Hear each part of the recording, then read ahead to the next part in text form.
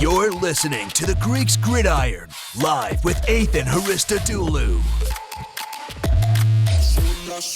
Welcome back, everyone, to more of the Greeks Gridiron. I am Ethan Hristodoulou. It is March 30th, 2022, and today the New England Patriots are on the clock. We are continuing on with our series discussing each and every single team in the NFL while I go over three potential players I would like to see each team go after in the draft. And as I said, we're focusing on the Patriots today. So my Patriots fans, make sure you comment down below who you would like to see the Patriots go after in this year's draft. Hit that like button, hit that subscribe button, and all that good stuff to help support the channel.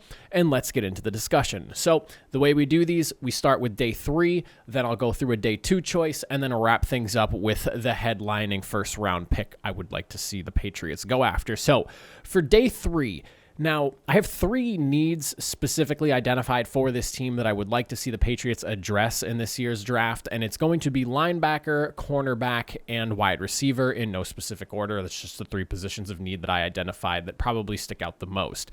Now, for the day 3 pick, you're looking at depth guys, the meat and potatoes of the draft, the guys that might not make an impact immediately or diamonds in the rough, could surprise and end up being day 1 starters. Now, there is an issue at the linebacking spot with New England where they had Dante Hightower last year. He seems to have slowed down. They brought back Juwan Bentley, but he's not necessarily the fastest linebacker himself. They did bring in Mack Wilson, who's a little bit more of an athlete at the linebacking position, but I think they could still use some help in filling out that linebacking corps. And a guy like linebacker Jack Sanborn out of Wisconsin, he's projected to be a late round guy, a day 3 guy. At best, he would be like slip into this 3rd round, and that's really being generous. I don't think he makes it beyond day 3, or excuse me, not beyond day 3, but I don't think he makes it being picked before day 3. He sounds like he's going to be probably 4 or 5, more than likely somewhere around there. I don't think he'll go super late, but rounds 4 or 5, definitely somewhere I could see him going.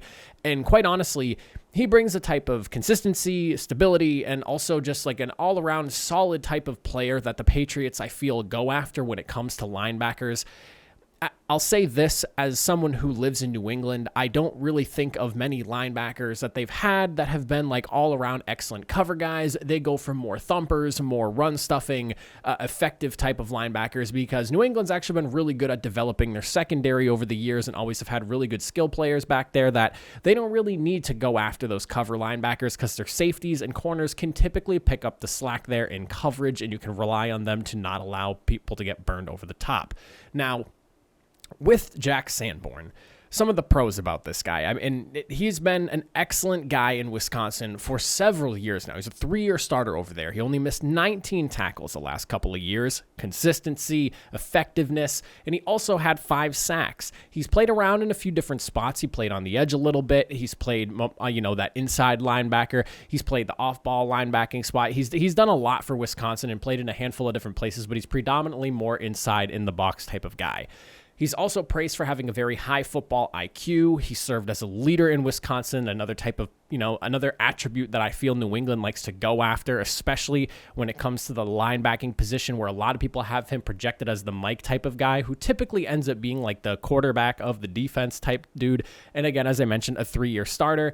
And he really shines in that run defending role that I was just talking about when I said the Patriots tend to go after guys that do that best. And that's typically where the linebackers are really playing. They're more tackling run defender type of guys. Not to say nobody can drop back in coverage in New England that's a linebacker, but just that's where I feel I see the linebackers shine the most when it comes to New England's scheme.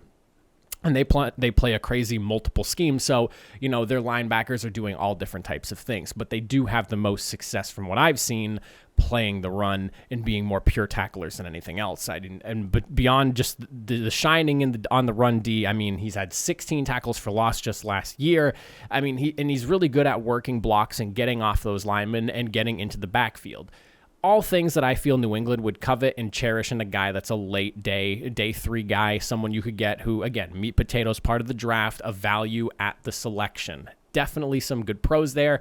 Now, as far as cons go, he's not necessarily praised as the most explosive type of guy. You're not going to call him a sideline-to-sideline linebacker per se, but he does still have some athleticism to him, but just not quite the elite athleticism you would see of like a premier starting linebacker when you think of like the Fred Warners and the Darius Leonards of the league. Coverage is where he struggles the most. He did have some random bright spots. Like in 2019, he did find himself in the right position to get 3 interceptions on the year, but not necessarily the greatest cover linebacker. I believe he allowed 16 of 22 targets completed his direction this past season, and there are questions about whether he's able to line up as a 3-down linebacker, which, like I said, you're taking him late day 3. You're not drafting him for him to be a day 1 starter off the rip. You have Juwan Bentley. You just traded for Mack Wilson. He's going to be a rotational guy to start, and that'll benefit him. And as Bill Belichick is a mastermind on the defensive side of the football, and you have some really good defensive-minded coaches over there just in general on that staff. Gerard Mayo sticks out to me as a premier head coaching candidate and a guy that would be excellent for someone like Jack Sanborn to learn from. I like Sanborn as the day 3 guy. Now, moving into day 2, and I'll kind of spoil my first round selection a bit here, but not give away exactly what I'm going after. But I will say that I feel the Patriots can get some pretty good value in day 2 targeting the wide receiver position. I don't actually think they're going to go wide receiver first round, and here's why. Not because Bill Belichick can't draft wide receivers and he's too scared to, and all the chatter that you hear from pundits around the area or just national media, whatever you want to hear them say. It seems like everyone's saying, oh, Bill Belichick can't draft receivers. He's too afraid to go after one now in the first round because he's whiffed on so many, yada, yada, yada. No.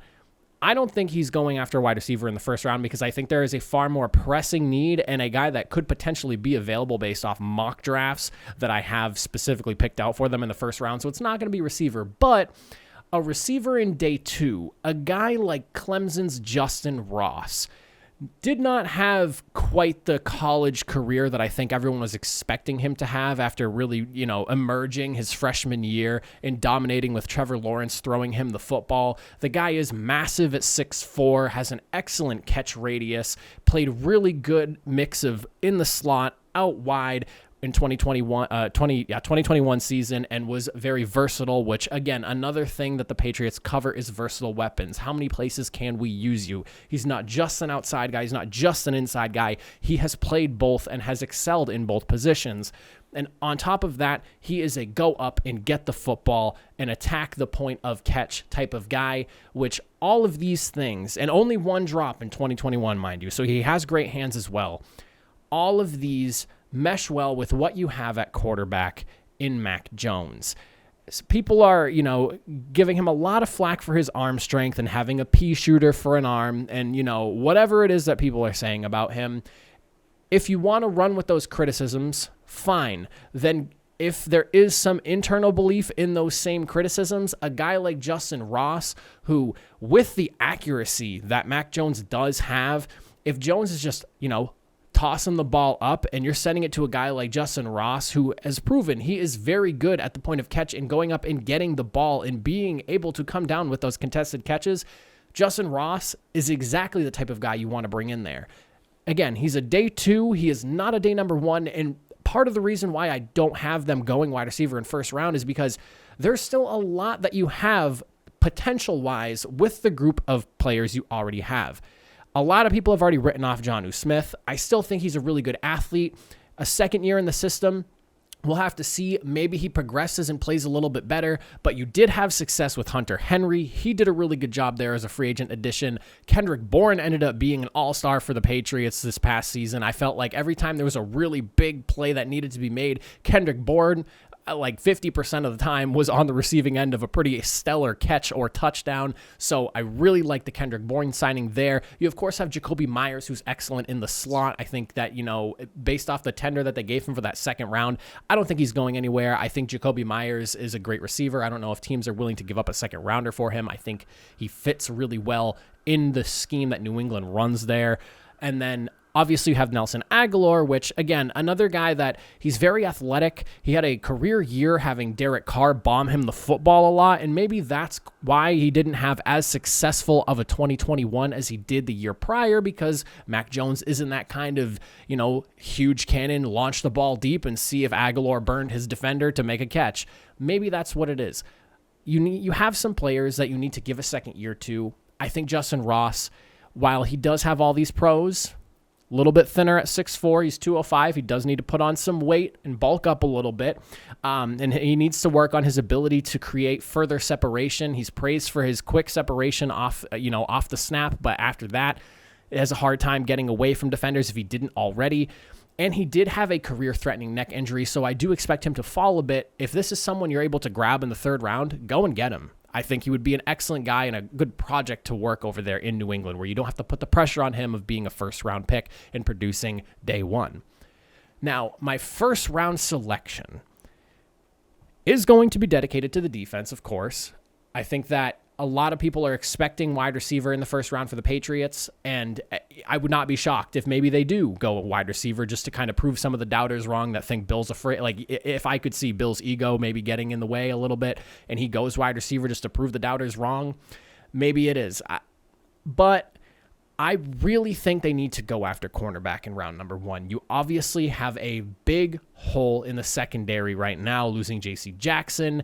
I don't know if Jalen Mills is really the guy. And yes, you just brought back Malcolm Butler, who excelled in your system, didn't play last year.